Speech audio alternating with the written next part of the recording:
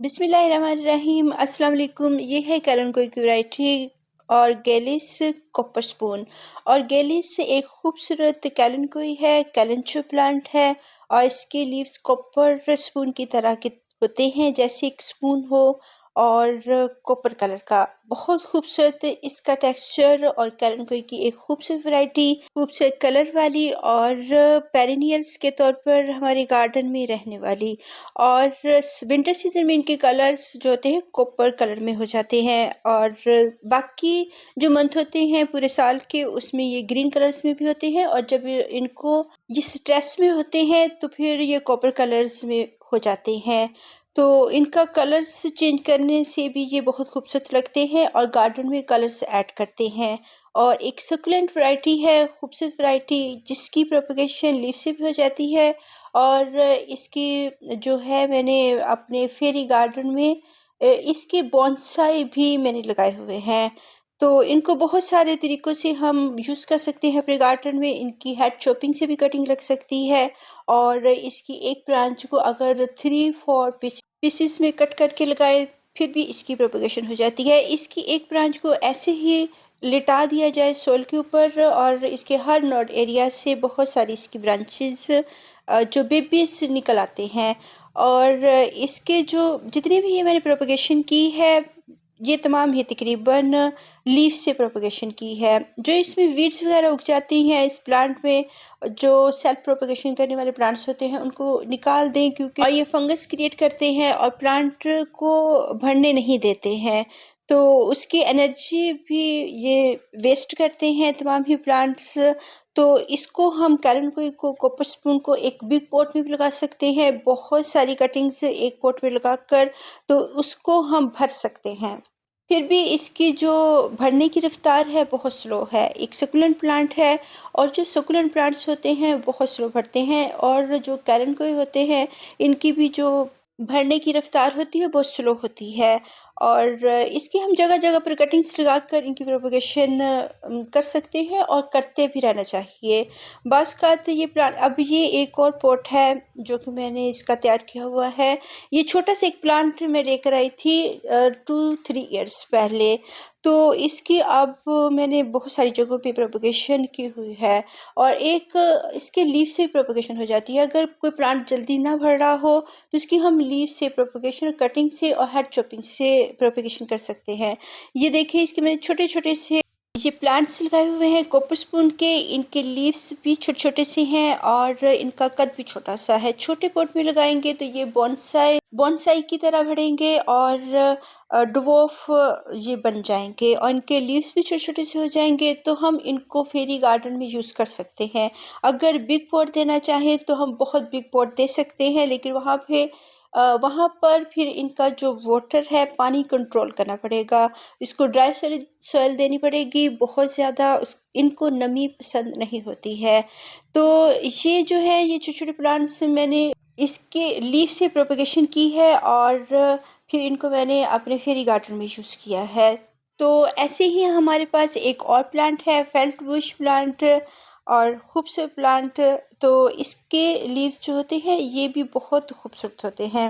और ये कैलनकोई की वैरायटी है बहरेंसिस। बहरेंसिस एक फेल्ट बुश भी इसको कहते हैं और ये जैसे इसके फर से बने हो, इसके लीव्स के ऊपर वेलवेटी सा टेक्सचर होता है और वेलवेट जो सॉफ्ट इसके लीव्स होते हैं और बहुत ज़्यादा धूप को ये लाइक नहीं करते हैं, ना ही कॉपर स्पून और ना ही ये फेल्ट बुश प्लांट। ये दोनों ही बहुत हार्श धूप को लाइक नहीं करते हैं, बल्कि ये पार्शियल लाइट को पसंद करते हैं। सर्दियों की धूप इनको पसंद होती है और सर्दियों की धूप में ये रह लेते हैं। अब ये इसकी मैंने हेड चॉपिंग से प्रोपगेशन की हुई है और कुछ की इनके लीफ से प्रोपगेशन की हुई है, और इसके भी हम लीफ से प्रोपगेशन कर सकते हैं और हेड चॉपिंग से भी कर सकते हैं।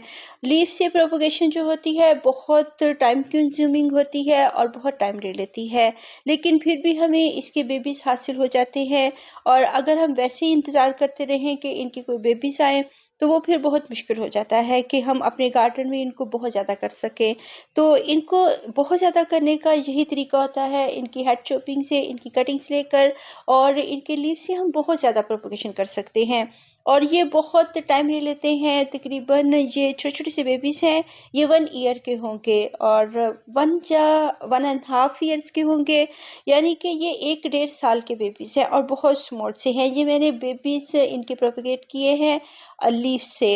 अगर हम इनकी कटिंग्स लगाते हैं वो जल्दी से थोड़ी-सी जल्दी बढ़ती है, लेकिन वो उसकी ग्रोथ भी बहुत स्लो होती है। और इसका मदर प्लांट है वो भी अगर 5-6 ईयर में इसकी भी ग्रोथ थोड़ी-सी हुई है।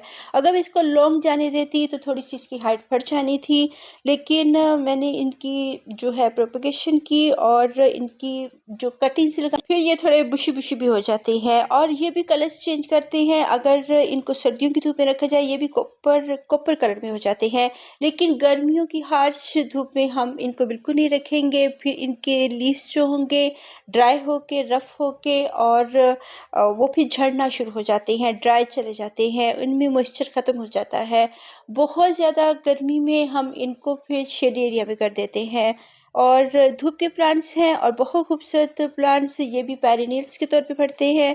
फेल्ट बुश प्लांट बहरेंसिस वैरायटी, तो मेरे पास तकरीबन 12 कैलेंडोई हैं। कैलेंचो की 12 वैरायटीज़ हैं मेरे पास मेरे गार्डन में। तो इनमें बहुत सारी और भी वैराइटीज़ होती हैं, यानी कि बहुत स्पीशीज़ हैं कैलेंडोई के। और ये पेरिनियल्स और खूबसूरत प्लांट है, बढ़ने वाला हमेशा जो होते हैं हमारे गार्डन में रहने वाले हैं।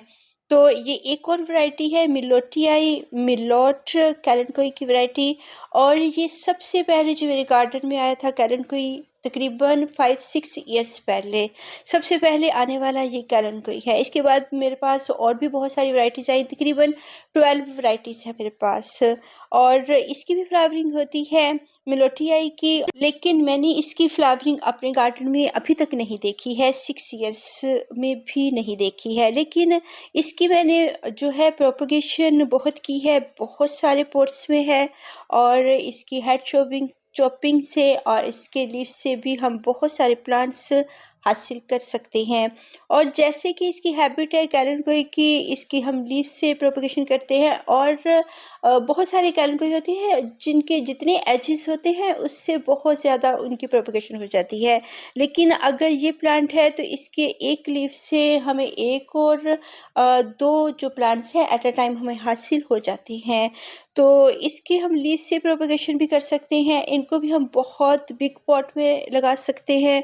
और इसकी अभी हमने रिपोर्टिंग की भी करनी है, क्योंकि ये बहुत रफ सा बना हुआ प्लांट है मेरा, तकरीबन 2 ईयर्स से इसी पॉट में है। और अब इसकी सॉइल को भी हम चेंज करेंगे।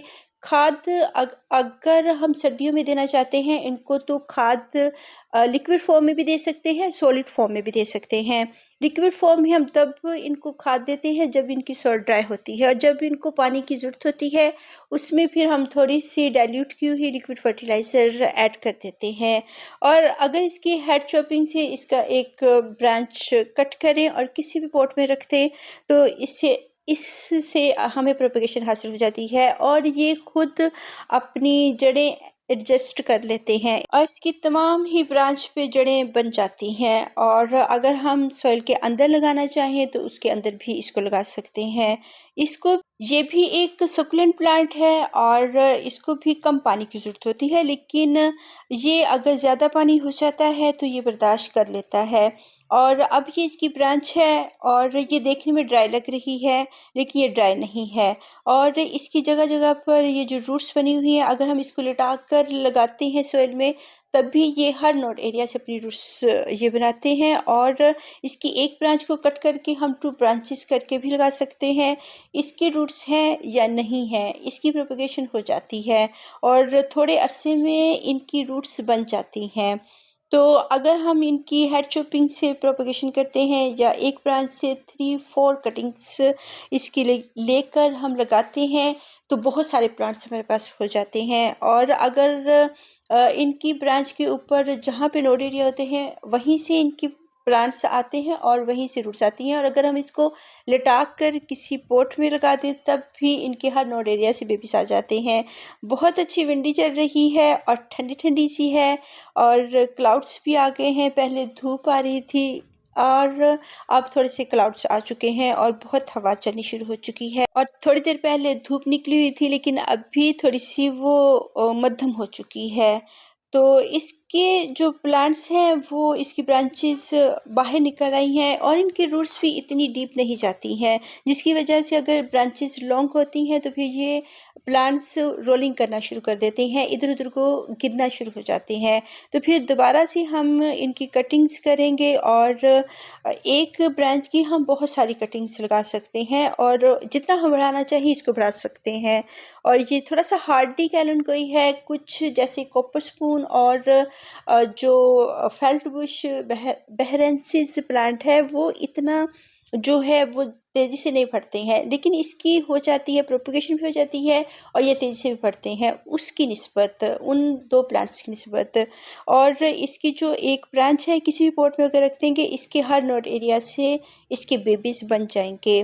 तो इसके हम ऐसे ही बहुत सारी चॉप करके इनकी ब्रांच को तो बहुत सारे पॉट्स तैयार कर सकते हैं। ये थोड़ा-सा ज़्यादा बढ़ जाता है, इसकी रफ़्तार थोड़ी ज़्यादा है क्योंकि इसकी बहुत सारी ब्रांचेज़ आती हैं एट अ टाइम, जबकि जो फेल्ट बुश प्लांट है और कॉपर स्पून इनकी इतनी ब्रांचेज़ नहीं आती हैं। और वैसे भी अगर हम ऊपर से हेड चॉप करते हैं इनका तो नीचे से ये 2 3 ब्रांचेज़ आ जाती हैं, थोड़ा बुशी हो जाता है। और अब ये जो पॉट है इसको अब न्यू सॉइल की भी ज़रूरत है और रिपोर्टिंग की भी ज़रूरत है। और जब 1 साल या 2 साल हम एक पॉट में इसको रखते हैं सक्यूलेंट प्लांट्स को ख़ास तौर पर, तो फिर इनकी सॉइल जो होती है वो हार्ड होना शुरू हो जाती है। तो फिर हम इसकी सॉइल भी चेंज करते हैं, इसको फर्टिलाइज़र भी देते हैं, इसमें हम गोबर की खाद और लीफ कंपोस्ट ऐड कर लेते हैं, जो कि 1 साल तक अच्छी सी सॉइल बनी रहती है और इसमें बाज़ का 2-3 साल भी हम गुज़ार सकते हैं। और ये सॉइल जब हार्ड होती है, जब ख़राब हो जाती है तो फिर इसको चेंज भी कर देना चाहिए।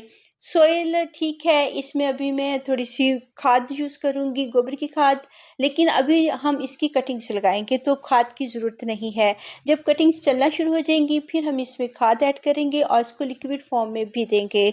जब सॉइल ड्राई होगी तो फिर देंगे, क्योंकि सर्दियों में इनके भरने का टाइम होता है, ये सर्दियों का सक्यूलेंट है, तो इसको फिर हम सर्दियों में लिक्विड फर्टिलाइज़र भी देते हैं ताकि ये अच्छी तरह से बढ़ें। वैसे जो ये प्लांट्स हैं सक्यूलेंट्स की बहुत सारी वैराइटीज़ होती हैं, उनको खाद की इतनी नीड नहीं होती है, लेकिन इसको सेमी सक्यूलेंट कह लेते हैं क्योंकि ये पानी बर्दाश्त कर लेता है।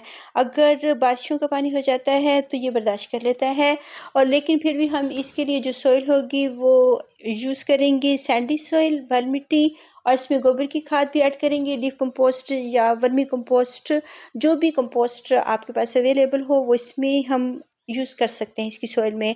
और 1-2 साल के बाद जब सॉइल हार्ड होती है तब हम इसको चेंज करके दूसरी सॉइल ऐड कर देते हैं। तो ये प्लांट्स हमारे बुश की तरह फटते हैं, खूबसूरत प्लांट्स हैं और इनके कलर्स भी लीव्स के चेंज होते हैं। ख़ास तौर पर विंटर सीज़न में इनके पिंक कलर हो जाते हैं, तो ये गार्डन में कलर्स भी ऐड करते हैं। और एक सक्यूलेंट प्लांट जो कि पेरिनियल के तौर पर सारा साल हमारे पास रहते हैं और सालों हमारे पास रहते हैं, और इनकी जो शेप होती है एक फ्लावर की तरह होती है, जैसे एक पॉट में बहुत सारे गुलाब के फूल खिले हुए हों। अल्लाह हाफ़िज़।